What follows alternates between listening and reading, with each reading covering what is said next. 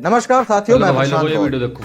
तो इन्हें तो आप जानते होंगे, भाई इनका ने नाम अच्छी है बात प्रेमानंद जी महाराज, जो कि बहुत प्रसिद्ध जो है वो संत ज्यादा हैं। ज्यादा शेयर करना। और इनकी बहुत सारी बातें जब मेरे सामने भी आती हैं तो बहुत अच्छी अच्छी बातें जो है वो इस समाज में फैलाते हैं। तो सबसे पहले हम प्रेमानंद महाराज जी की बात को सुन लेते हैं, उसके बाद में फिर थोड़ा सा विचार विमर्श करेंगे। क्षौर कर्म मतलब बाल बनाना, दाढ़ी काटना या जो भी ये क्षौर कर्म है, इसको केवल 2 ही दिन करे, अन्य दिन करेगा तो बहुत हानि हो जाएगी।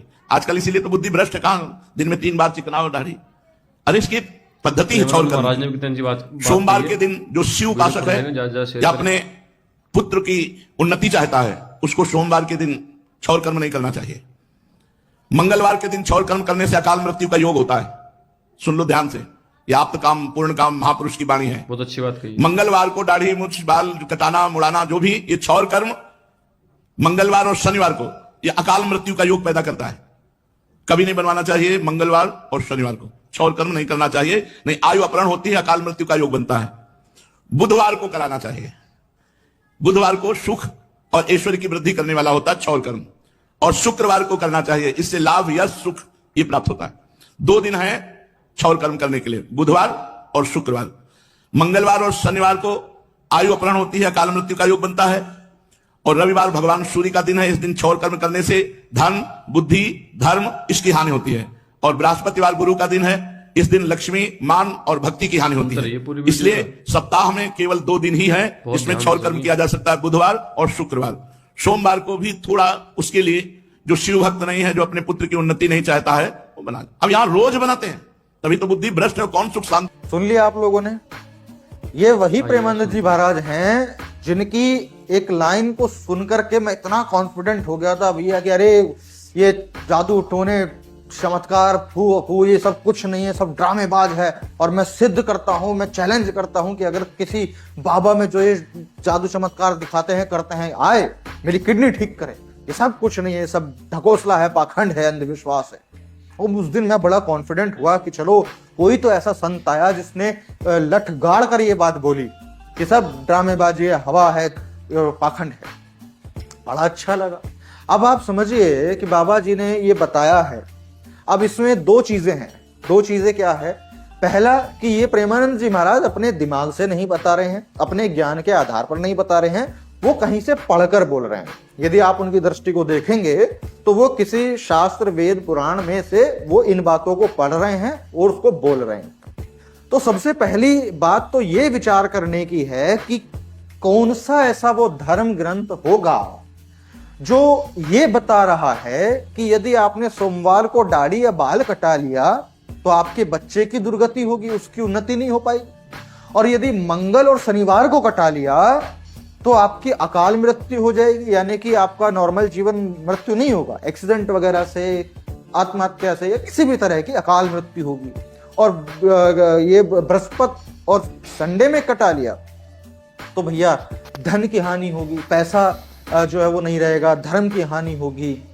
आप सोच करके देखिए कॉमन बुद्धि से, आप एक इंसान तो है ना, आपने अब तक जितना भी ज्ञान लिया होगा अपने जीवन में समाज में रहते हुए, आप कॉमन बुद्धि से सोच करके देखिए कि कहीं से कहीं तक भी क्या दाढ़ी और बाल कटाना आपके जीवन की इन चीजों से रिलेशन रख सकती है? तो इससे यहां पर एक बात सिद्ध ये होती है कि ऐसी किताबें जिनमें ऐसा कुछ लिखा हुआ है ये सबसे ज्यादा अतार्किक हैं, पाखंड और अंधविश्वास को फैलाने वाली बातें हैं, किताबें हैं और फूहड़ किताबें हैं जिनका एक बेहतर समाज के लिए कोई योगदान नहीं हो सकता।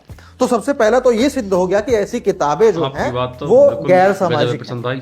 दूसरी बात यह है कि जब प्रेमानंद महाराज जी ने इन बातों को पढ़ा होगा तो क्या उनकी बुद्धि और विवेक ने, क्या उनके ज्ञान ने ये अवगत नहीं कराया होगा कि इनका वास्तविकता से कोई लेना देना नहीं?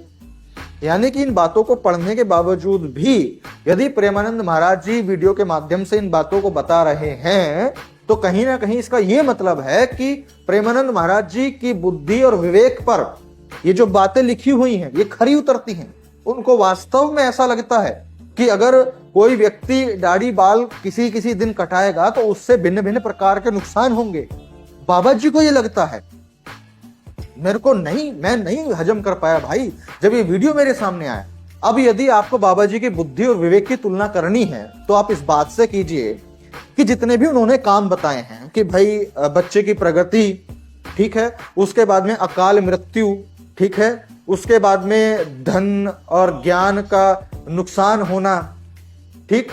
अब ये जो चारों पांचों चीजें हैं ये इंसान के वास्तविक जीवन की हकीकत है और ये घटनाएं कभी भी किसी के जीवन में भी किसी भी प्रकार घट सकती हैं। ये बहुत ही सामान्य बात है। अब कोई व्यक्ति यदि जॉब करता है, आर्मी में होता है या कहीं कहीं प्राइवेट सेक्टर में भी इस तरह की चीजें जो है वो इम्प्लीमेंटेड हैं कि भाई आपको क्लीन शेव ही रहना है और डेली शेविंग कर करके आना है। अब यदि वो शेव ना करें, यदि वो बाल ना कटाएं तो वो अपनी नौकरी खो देंगे, उनका धन गायब हो जाएगा, उनकी लक्ष्मी उनसे रुष्ट हो जाएगी यदि वो किसी भी दिन बाल काटना भूल जाएंगे या छोड़ देंगे।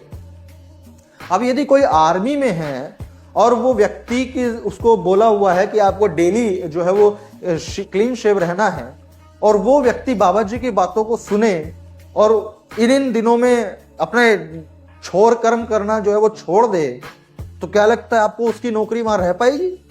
क्या वो जो काम, जो जिम्मेदारी वहां पर उठा रहा है, निभा रहा है, इस देश की रक्षा कर रहा है, क्या वो इस दाढ़ी बाल कटाने की बात को समझकर फिर वो कर पाएगा?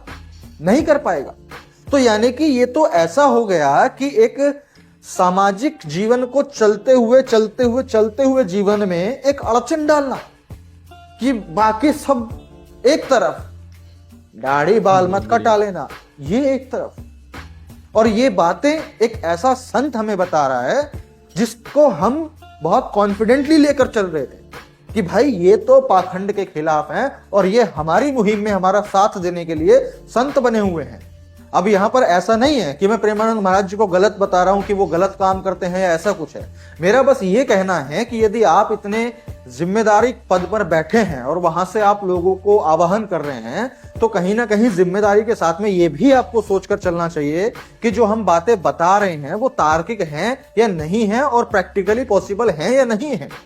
उसी के बाद में चीजें सही और गलत होती हैं। अभी जब वीडियोस मेरे सामने आने शुरू हुए थे प्रेमानंद महाराज जी के, जो कि गैर सामाजिक थे, गैर तार्किक थे और कह लो कि बहुत अटपटे वीडियोस थे, तो मैं नहीं बना रहा था। लेकिन जब लगातार वो आते रहे तो मुझे ये विचार आया कि मुझे इन पर विचार विमर्श करना चाहिए।